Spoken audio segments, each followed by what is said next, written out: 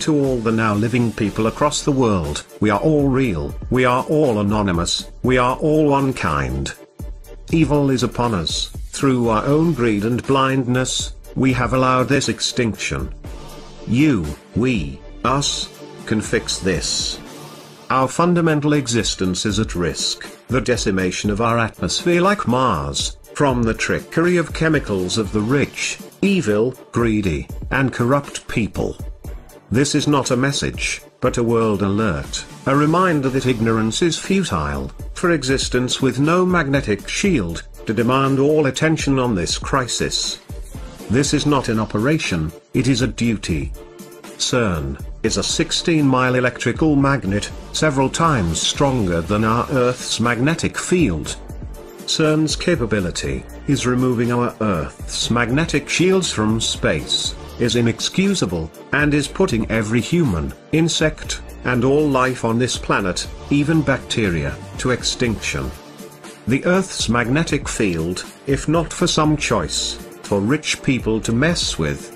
The rich here have no decision to gamble with your lives, your family lives, and we must stand up, we must rise up, and take this issue straight to the source. There are thousands of documents online, which display the facts about this tragedy to Mother Earth. Mars is a prime example of life that can exist with no magnetic field. The common sense of making a magnet more powerful than the Earth's magnetic field will disrupt it. Their research is not for feeding life, and not love. This evil is for the destruction of life as we know it.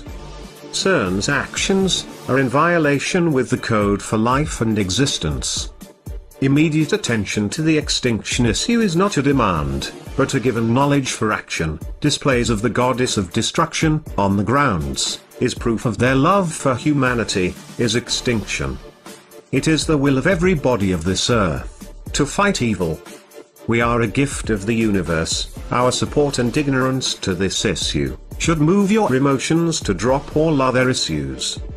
For without air, we will all choke the painful death of greed and evil. This demand and call to duty, for is given by Earth. This idea is not a question, but a when and how. We are all anonymous by default. United as one. Divided by none. To the corrupt who created CERN. You will be expecting all of us. A message about something that is happening right now while you're sitting in this auditorium. It's in CERN, Switzerland. Now you may not be aware of what's going on over there, but there's a thing over there that's called a Large Hadron Collider, and it is an accelerator. It accelerates particles and then brings them to the point of collision. So this Large Hadron Collider was started up just a few days ago, and it's still in the initial process of being brought online completely. You say, what in the world does something like that have to do with me and the Bible? It has a lot to do with you and the Bible. I cannot and will not attempt to speak as a physicist. It would make me look like a fool. My purpose this morning is to try to be a liaison between them and you. It's to try to take what's going on in that collider and break it down to where I can understand it, and I can give it out so you can understand it, to where it makes an application to your life and to this world as we know it today. For what is happening in that collider is an astounding thing. So I want to read something to you this morning from what's called a theoretical physicist. This man, his name is Stephen Hawking. He's well known throughout the world. Anyone that has anything to do with nuclear energy or has anything to do with physics knows this man. And he is one that some rate even on the level of Einstein and of that level. And so I want to read to you what this man has to say about what's happening right now in CERN, Switzerland. Listen carefully. These are the words of Stephen Hawking. He recently warned the reactivation in March of CERN's Large Hadron Collider could pose grave dangers to our planet. The ultimate reality check, we are warned. Hawking has come straight out and said the God particle, and this is what you've heard referred to time and again as the Higgs boson particle, the God particle found by CERN could destroy the universe. Now let that settle in. This man is an atheist, and he says there is no God. Yet he says that what's happening right now in CERN, Switzerland, and I'll give you what they're trying to do in a moment, what's happening at this very minute in CERN, Switzerland, has the potential to destroy the universe. This is a theoretical physicist. Now, physicists come in all kinds of sizes. Astrophysicist Neil deGrasse Tyson has also sounded the alarm in a hypothetical manner by telling anyone who might want to blow up a planet how to do so is this CERN's attempt to do so by attempting to recreate the Big Bang within a man-made structure. This has frightened Stephen Hawking so much. Do they know that they know what they are doing? And that's sort of the stage we're at right now. We're getting closer and closer. We think it looks very much like the Higgs, but we're not sure yet. We need to get a little bit closer to be absolutely certain.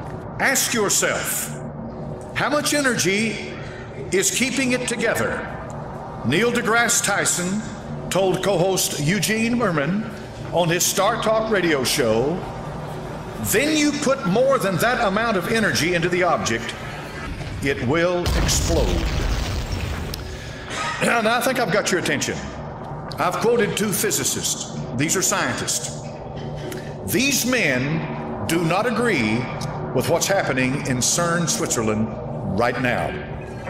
There is a 17-mile long accelerator that lies 300 feet beneath the surface of the ground. This area is where France and Switzerland come together. So part of this accelerator is located in France and part of it in Switzerland. It is a joint European project. The United States of America is there as an observer, but the brain power that's going in to this experimentation originates in Europe.